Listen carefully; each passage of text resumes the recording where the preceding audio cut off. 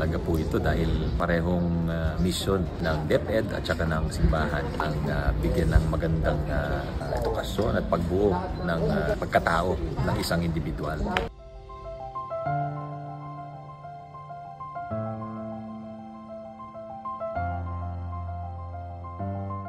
Ito, very valuable yung naging talakayan namin dahil nalaman ko yung mga concerns at various areas sa ating Pilipinas. Dahil